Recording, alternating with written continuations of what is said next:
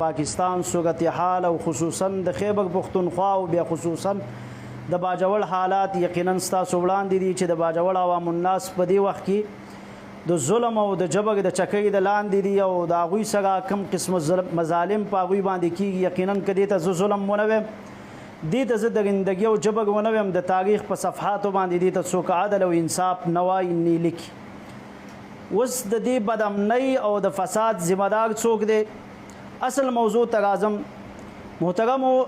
تاسو به کتلي زمونږ په پاکستان کې او بیا په پاکستان کې خصوصا خیبر پختونخوا کې یو فتنه ده چې هغې ته موږ او تاسو پنجپیرین وایي، د اشاعت التوحید و سنت ځان ته وایي. د دغه پنجپیرینو د جماعت سره تعلق ساتونکی د سوران یو بدنام او د سوران هغه کس چې د خپل قوم د کلي ته ور مسترد کړی دی، خپل قوم د خپل ادارې نه د مدرسې نه ویستو، د قوم خلکو دا تړون وکړو، د قوم خلکو دا عهد وکړو چې په دې سړي باندې به نکاح نه تړو، په دې سړي باندې به جنازه نه پړاوو. یعنی کلي ته دینی امور کې به د دې سړي نه هېڅ قسمه موږ استعانت او امداد نالو. یعنی قوم کلي ته دی کړی دی، مکمل دی چې کوم دی کلي ته قوم دی مسترد کړی دی. هغه کس را پاسی او زمنګ د شيوخو خلاف بکواسات کوي او د باجوړ د بدامنۍ او د فساد ذمہ دار د باجوړ یو ستاره، د باجوړ یو داسې شخصیت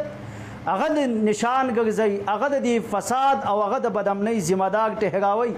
چې د باجوړ ټول عوامو په هغه باندې اتفاقی او اتحاد کړی دی او په هغه سړي باندې ټول قوم دا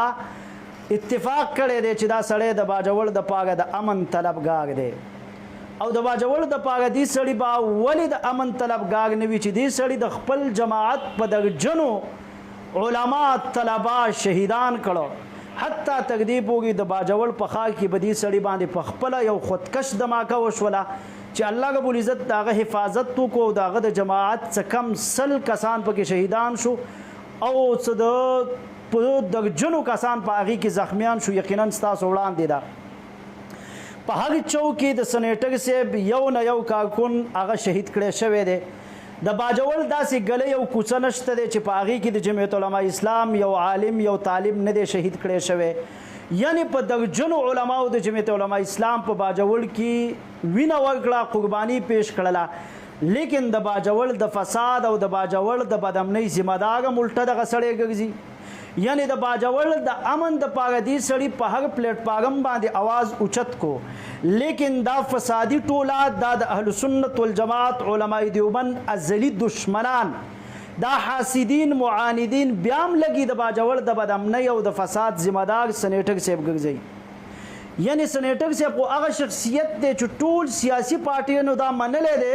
چې په باجوړ کې دا هغه شخصیت دی چې دا په باجوړ کې بدامني نه غواړي، دا په باجوړ کې مسلکی مذهبي تنافر او تعصب او درندګي نه غواړي، دا په باجوړ کې قوم یو کول غواړي، دا په باجوړ کې جنازګاه کې ټول امت مسلمه په یو صف کې ودرول غواړي، په عیدګاه کې ټول مسلمانان په یو صف کې ودرول غواړي. یعنی د دې سړي هر طور ممکن کوشش دا دی چې موږ ټول په یو پلیټ فارم باندې جمع شو او تاسو بیانات هم د دې سړي اوریدلي چې تر ننه پورې به دې کې هېڅ قسمه د تعصب او د نفرت आवाज او بو نشته دی. لیکن بیا هم دا هغه فسادین دي چې دا د باجوړ بدامني او د باجوړ فساد ذمہ دار یو پر امن شهري او یو پر امن عالم دین ګرځي چې د په خپله د باجوړ د فساد او د بدامنۍ شکار ګرځېدلی دی او په درجنو علماي شهیدان ورکړي.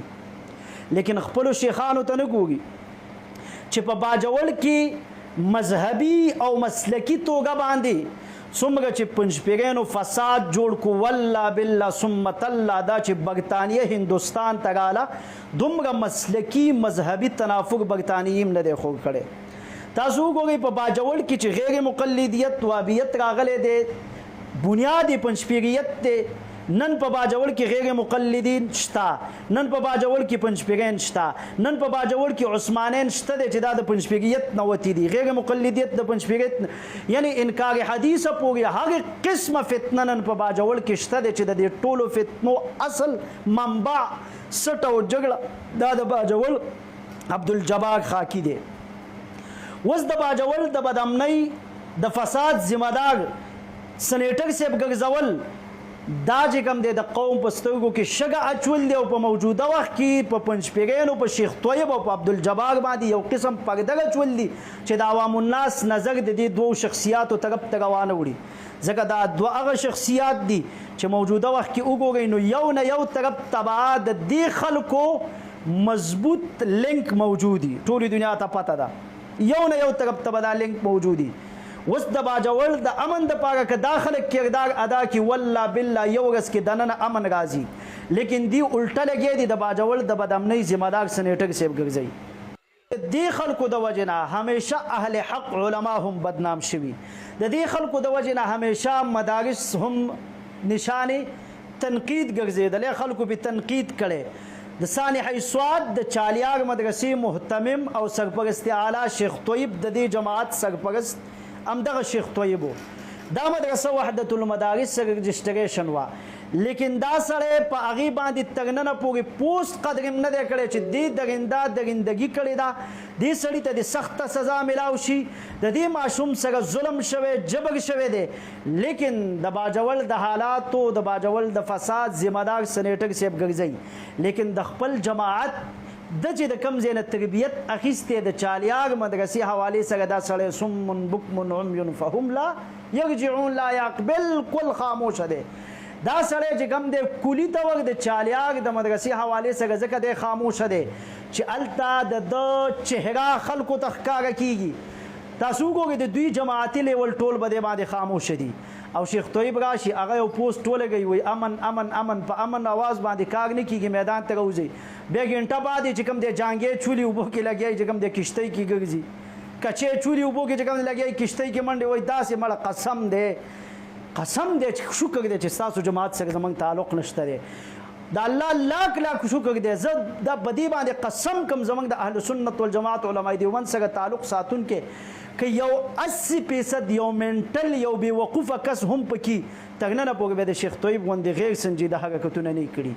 نو مړه د یو سړي د جماعت کس چې د هغه مشر دا حالتي د هغه د سرپرست دا حالتي چا چې د دې فتنې بنیاد ایښی دی د هغه دا کیفیت او دا حالتي هغه کس نن راپاڅي او په بابای امن په سنیټر صاحب باندې چې هغه د علومو سمندر دی هغه د صبر د تقوا د تحمل هغه د انسانیت د سنجیدګۍ د اخلاقو د متانت نوم دی دغه جماعت والا یو کس را پاڅېږي چې هغه باندې قوم چې کوم دی کلي ته ور مسترد کړی څوک په جنازه نه پړاوی څوک په نکاح نه تړي هغه نمونه را پاڅېږي او سنیټر صاحب غوندې شخصیاتو باندې چې کوم دی تنقید کوي نو دا خپله چهره هم لږه وګورئ ځان ته لږه دا اینه ونیسئ خپلې چهرو ته خیال وکړئ د سوات چالیار مدرسه کې تاسو په کم ډول باندې دا ماشوم نیکه ټول حقیقت صورتحال وړاندې کړی حفیظ الله پېښوري حقیقت ویلی دی چې ستاسو په ثوابۍ کې همیشه دا قسمه ذهنیت ورکړی شوی دی چې تاسو همیشه د قوم لوط فعل طرف ته چې کوم دی ستاسو ذهن زړه د توحید په نوم باندې تاسو چې کوم دی په مدارسو کې ماشومان هراسا کوئ تاسو په مدارسو کې دا قسمه درندګي کوئ الله رب العزت دی د دې فتنهګرو نه ټول امت مسلمه وساتي اوسه پورې به موږ ویل دا صرف بد عقیده دي صرف بد عقیده نه دي بد عقیده هم دي لوتیان هم دي او ورسره قاتلان هم دي الله رب العزت دی د دې پنجپیرینو نه بد عقیدو نه لوتیانو نه او د قاتلانو نه ټول امت مسلمه په امن او امان کې الله رب العزت دی دا مزید ذلیل او رسوا کې الله دی ټول قوم باندې د دوی چهره د دوی شکل او صورت واضحه کې واخر دعوانا